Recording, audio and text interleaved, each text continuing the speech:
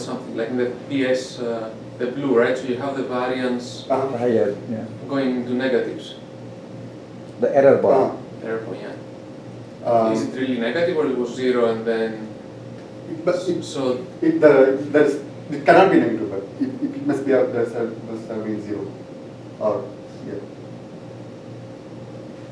So the deviation is much larger than this, but the points are spread out wide far away. The variation is more for the proactive support. How many user subjects did you have? 19. 90? Yeah. 90? Now 19. 19, okay. So, do you have the spread out of the data? Why is you get that kind of variance there?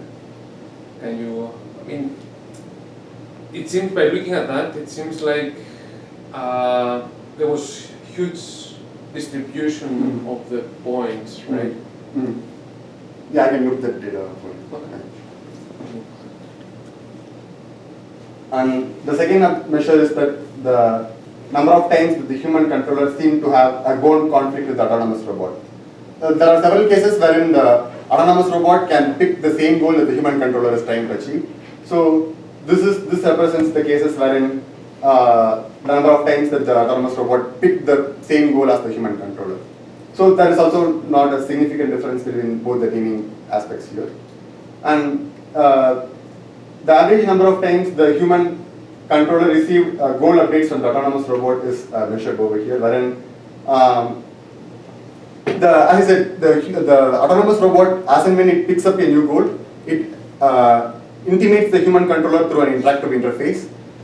So we measure the number of times that the autonomous robot sends out that it has picked up a new goal. So this shows a significant difference that the humans received kind of more goal updates from the autonomous robot in the non-proactive support case, whereas in the proactive support case, the robot had a less goal update for the human to provide, as in because it fetched its own actions, fetched its own goals to perform.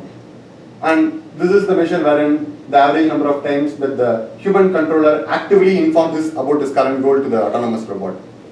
This is significantly differing for the proactive support as well as the non-proactive support case. As you could see, in the robot teammate in the proactive support team had the less necessity to convey his current goal to the robot counterpart. And this is the average number of correct puzzles that we use to simulate the triage operations. And there is also a significant difference with the proactive as well as the non-proactive case, giving out that the humans had correctly solved the puzzles with respect to the proactive support case than with the non-proactive support case. So these are the objective performance measures that we use to evaluate the scenario. And can we go back to that spread question? Because I was just looking at that again too. That does look, it looks to me like you might have some people that, those two things are both sort of not getting along with the robot. They're stopping the robot, they're having conflicts with the robot, and so you might have maybe two groups of people. You might want to look at this. Some people who let the robot do whatever they want to do, and the other ones that It's like the other experiment too. Yeah, that Micromanagement was. don't really like this robot. And statistically speaking, I presume here you assumed normal distribution. Most probably you have some different type of distribution. Bimodal. Bimodal of some sort. Yeah. Possibly, yeah. But then you might want to look at, if you do, you might want to split those Separate people them into, and yeah. look at the other characteristics of them.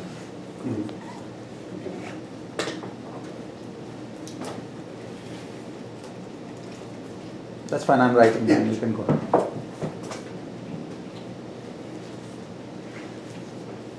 again, we used a subjective Likert scale questionnaire in a 7-point scale to evaluate the subjective performance measures. And we handed out these questionnaires after the experiment was performed by the subjects. And with respect to the mental workload, we had questions on how is the participant felt on working with the autonomous robot in both the cases, and how was the participants' workload when they were interacting with such autonomous robots. And yeah, from this graph,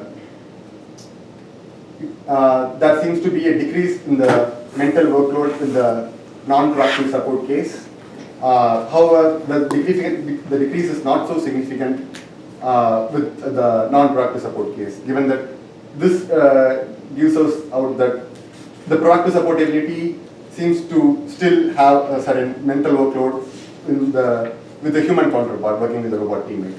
And when it comes to situational awareness, there is still no significant difference in situational awareness between the proactive support and the non-proactive support team. There is, however, an increase in the situational awareness with the non-proactive support case, since the human controller happened to interact more with the robot through the interface in this case, wherein the number of times that he happened to interact with and assess what the robot is performing is lesser in this scenario. But really, those aren't significant differences, right? So it's no difference. It's yeah. So However, it's probably that's- better yeah. not to try to say that there is. And with respect to effectiveness, likability, complacency, and improvability in immediacy, we had questions on, and we evaluated, and we found out that we had a significant difference with respect to the proactive support ability and with the non-proactive support case. And as far as the trust is concerned, that we did not find any significant difference between the participants. So, on a summary, the results were mostly consistent with the hypothesis that I'd like to evaluate. The subjects tended to have a positive feeling towards the team that had a robot having a proactive support ability in it. And as I mentioned, there is an increase in mental workload, however, not so significant, that seemed to not overwhelm the humans. And there is also there is not so significant difference in situational awareness, and it kind of does not imply that the situational awareness gets reduced with the proactive support team. So this tends to make the subjects have a positive feeling towards the team that has the proactive support. So to conclude this, automated planning technologies in general were evaluated both using just an automated planner component as well as the proactive support component. The human subjects in both the studies tended to have a positive feeling towards the automated planning technologies. And there were no significant increase with respect to the mental workload in both the cases, and there was not also a significant decrease with automation in the situational awareness aspects as well. So this seems to suggest that the automated planning technologies had a good impact with respect to the effectiveness of a team, human-robot team.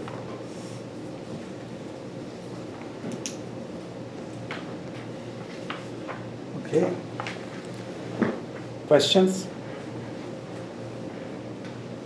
Yes, start. Yeah, you can ask questions. I mean, I think committee members can ask questions in the open as well as closed sessions, and if they have any questions, they can only ask now, and then they'll be kicked out. That's the So issue. maybe they should go first. If you have any questions, if anybody has any questions. If not, the committee members. Go ahead. Okay, I don't know if you mentioned this in your talk, but I saw it in your thesis document that you were trying to, one objective was to have these human-robot teams be comparable to human-human teams. But you don't have any human-human baseline data, right? So you can't really make the claim that they are. The other one was about these null results. There are a few places, I think, in the thesis where I wanted to make sure that you're interpreting them correctly, that you shouldn't be saying situation awareness is a little bit higher here, even though it's not significant. But in addition to that, you can't say when you have a null result that they're equivalent, right? There's a lot of reasons. Maybe you have low power. Maybe it's because it was a within or between subjects design and they were just reporting their situation awareness. So it doesn't mean that if the experiment was done again, you wouldn't get a significant difference in situation awareness. So that's just a cautionary note, and there might be a few places. I have some comments that might be fixed. That's all. Right, can I go? Sure, please. So at your summary for experience study number 1,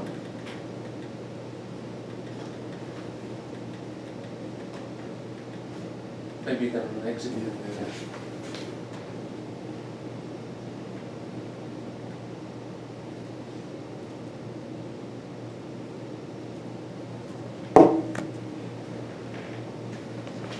So you say that the results are partially consistent with the hypothesis. Mhm. Can you quantify what does it mean partially consistent?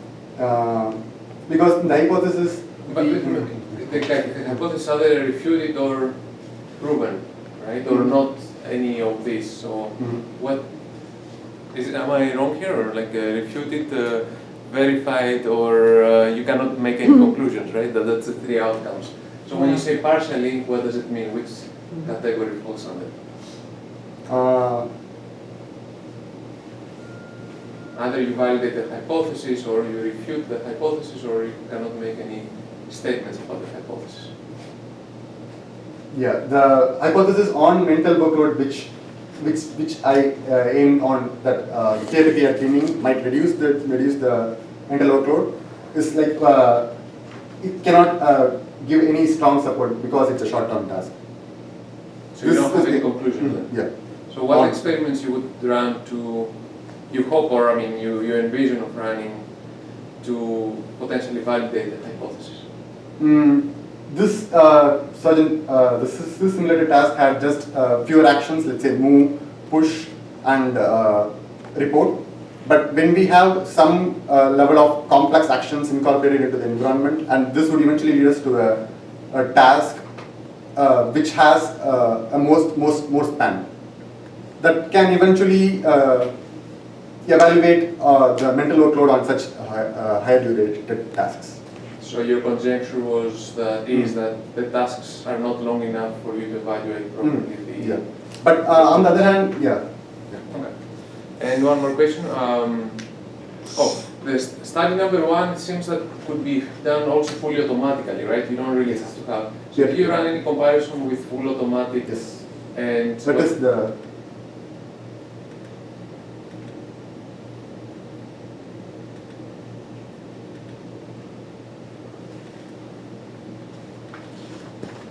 Yeah. This is the case with the fully autonomous with no human intervention. Oh, okay. Fine.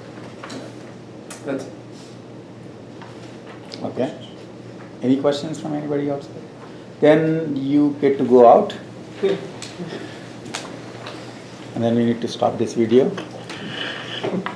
This is a secret portion. This is the secret portion.